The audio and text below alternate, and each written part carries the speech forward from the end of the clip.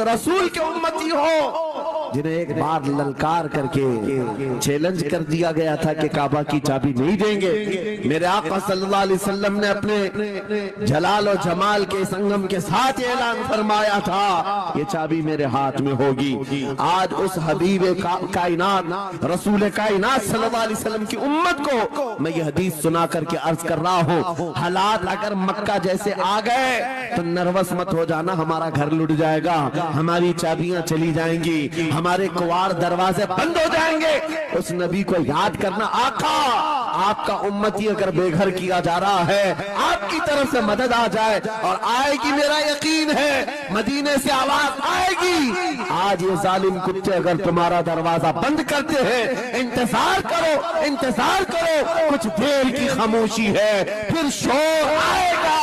आज कुत्तों का वक्त है, कल हमारा